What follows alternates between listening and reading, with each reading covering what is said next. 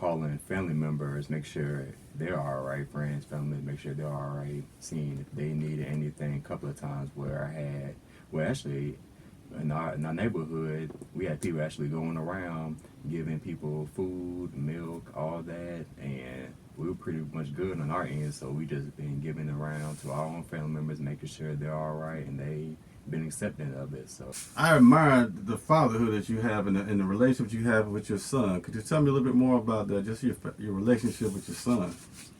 Well, first and foremost, I mean, it's just we formed this relationship, man. I guess this tight bond. I say once he really showed interest as far as boxing is concerned. I mean, of course, I was a professional boxer myself and a highly decorated amateur boxer. And once I stopped boxing, my son at 7 years old just showed interest in boxing. So that really brought us even closer than we were.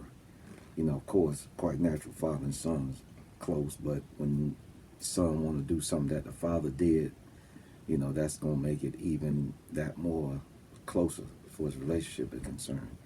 And it's been a ride, man.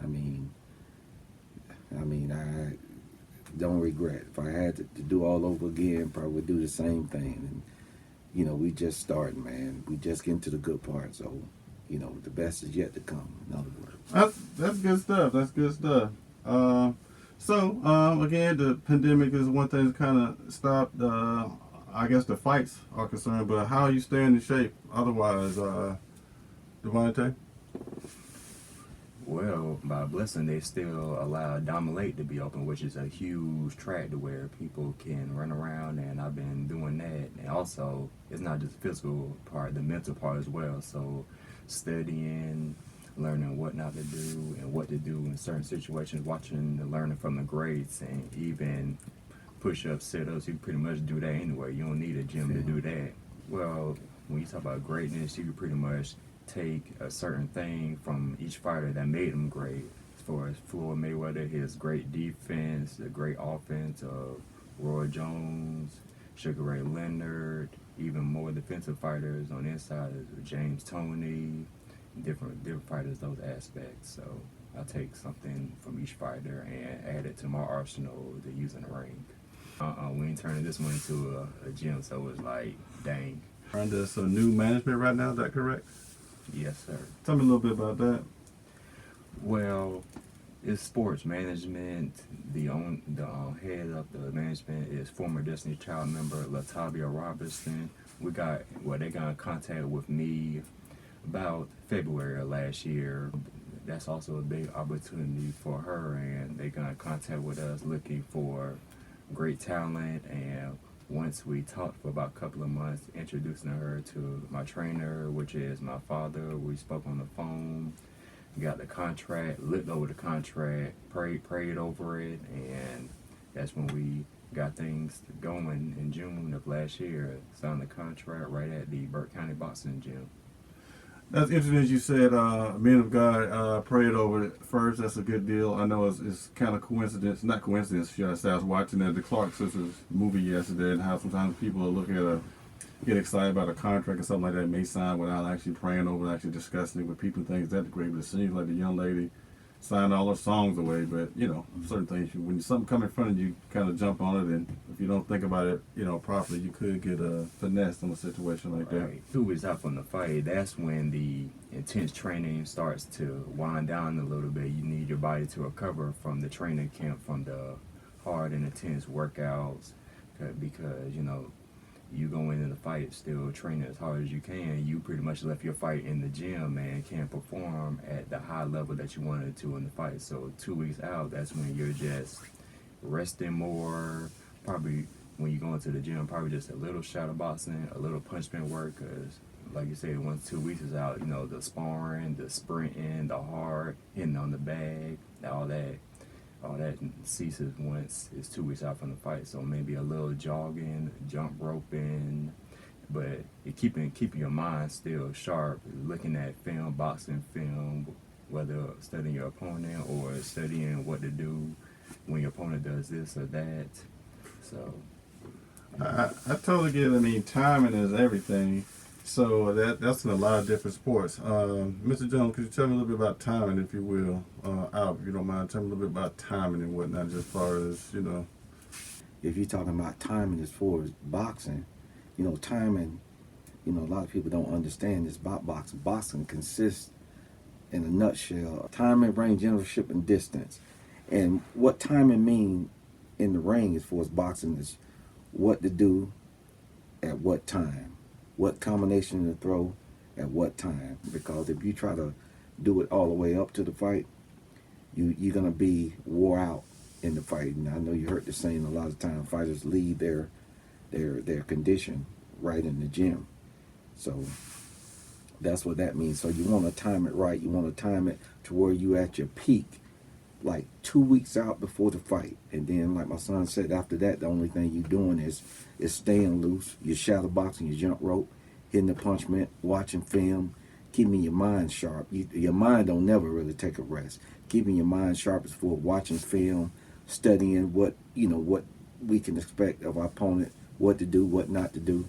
That's, to me, that's what timing is all about, man. One thing you mentioned a little while ago, me from a math perspective, and that's why they call it the sweet science of boxing. Mm-hmm. When you talk about distance, it's all about distance. I mean, it's this. I mean, you look at any sport, football, basketball, baseball, there's a certain degree, certain measurement, whether it's 50 yards, 40 meters, 10 feet, whatever the case may be. Everything is about distance. I tell kids in school, it applies to a lot of different things in life. When people ask me, when will I ever use math? In many situations, you just don't think about it. Because the shortest angle is what? The shortest distance is a straight angle. Right. And people say, why don't I use a squared plus b squared equals c squared? Well, you might not think about the calculation, but when you're cornering certain things like that, the straight line is always the shortest path. Absolutely. From a mental standpoint, I mean, tell me some of your hobbies. And a lot of people know you box and stuff like that, Divante, but what kind of hobbies you enjoy? well, first and foremost, boxing. I'm pretty much don't shy too far from that, but when I'm not boxing or anything, just spending time with the family or going to church. And just, you have to keep your mind on the straight and narrow path, because there's so many things in this world that can distract you, get you off focus. But the main thing, of course, is to keep the Lord and Savior Jesus Christ first in your life, and He'll guide you. And the thing that's been keeping me successful and blessed throughout my life was, first and foremost, listening to my parents and being around those who want me to succeed and know where my path is going forward in life. So That makes sense. I mean, focus is everything. Because this world is full of distractions. I mean, it's like it is. I mean, every and any little thing. I mean, and nowadays it's just as far as distraction, you just walk into a building, and if you got a phone that's on you, as soon as you walk into a building, it's pinging your phone. So it's hard to get away from a distraction. As soon as you walk into a bank, oh, thank you for shopping. Come to this restaurant. Oh, here's our menu. I mean, you can't walk by any type of cellular device, any type of tower, and it's an instant distraction whether you want it or not. right. And you mentioned earlier about the fact that family is a very important part of your life. And that's why my friend, your father, and I have been such best friends since we were kids, because I always want to be around someone who had good family morals. And he'll tell you, I don't rock with too many cats. I mean, there's not a lot of people running my circle. I'm probably sure pretty same for you and your father as well. But me and Right. Jones, we talked the other day about how, Jones, remember the conversation we had the other day about how we were kids, man. We were 10, 11 years old, just going to wrestling, going downtown, just like who does that? But I mean, it was no big deal back then. But nowadays, as I did some more research on the Wayne Williams story back in Atlanta, and how people were just starting to talk about the Wayne Williams story. I listened to another podcast a couple of days ago about how that was a big thing in Atlanta. And nowadays you can't just walk up and down the streets like that. What you say about that, Jones? Yeah, you're absolutely right, man. Times have definitely changed. I mean, I remember I was telling my wife a little while ago, funny that you say that. I was telling my wife, I say, look, I used to walk back and forth to your house up the street, and I'm like 10, 11 years old. and you used to walk back and forth. I mean, we stayed maybe like I would say a half a mile, maybe like was it a mile, half a mile from each other, whatever. And at night, you will walk home, or, from my house, and vice versa, man. I mean, you can't do that now, man. You can't. I mean, time has definitely changed, man. I miss them days, man. But No matter what you do, there's always gonna be safety in numbers. That's right. So whatever you people do out there nowadays, travel in numbers and stuff like that, because it's just amazing, man, how things have just changed in a couple, I don't know, a couple decades. But that was 40 years ago. Till we start getting the bikes, you know what I'm saying? Say what now? Till we start getting the bikes. Yeah. And then you just ride fast home, man. Yeah. That's it. Those were the good days, man. I mean, we had a lot of things to do as far as parks and stuff like that are concerned. I got a couple of grandsons. I took them to the park the other day, and some of the school grounds didn't have some stuff out there, man, as far as on the ground and stuff like that. But things have changed in the neighborhood. And one of these days, man, we're actually gonna go down there and do a walkthrough of the old neighborhood and stuff like that. So, would you? When was the last time you went down that way? Man, it's funny that you say that. Matter of fact, my wife and I drove down there Saturday night. We was taking my uncle and aunt some food actually, and we rode. We came Lane Walker, made that right there on 10th Street. And she was like, "That what you stay right there?" I said, "Yeah."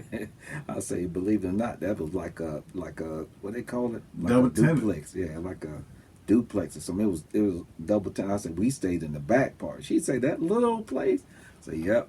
So man, it's funny how it seems so small now. I guess we were small, but we were younger. Small kids, and man, it's amazing, man. But I just went there Saturday night, man, and it was something,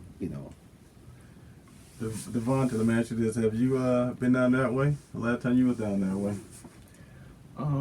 Probably had to be to visit my family members, saying hey, because I don't get to see him as much, cause living a little up and so it's been a minute.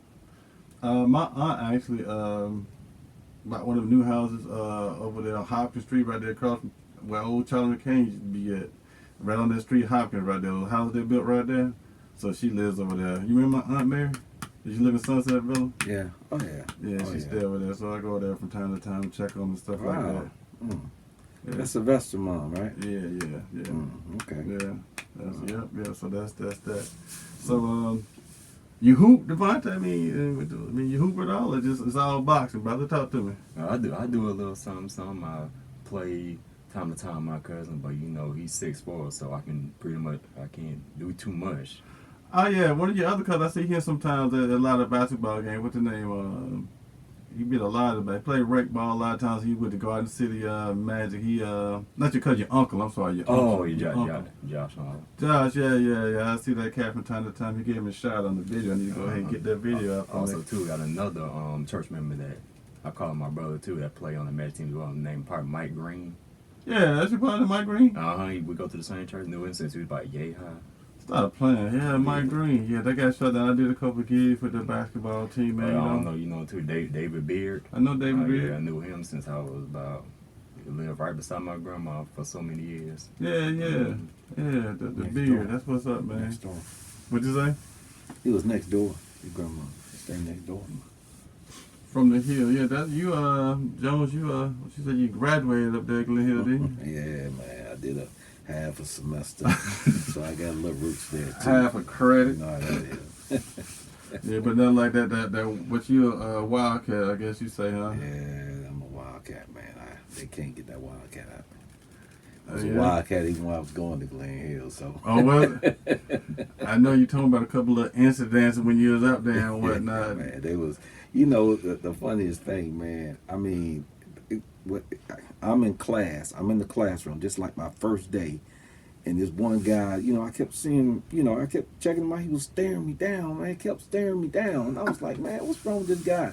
He gonna try to jump me or something? And so after class was over, he say, man, can I ask you a question? I said, yeah, well, what's up? Because I've been seeing you checking me out all throughout the whole class period. He was like, man, you actually went to Laney, man? He said, man, them jokers crazy down there. I say, man, I say, I say, yeah, they crazy down there, man. He was like, oh man, he started shaking my hand and everything. He said, man, I was glad to meet one of them jokers go to Laney, man.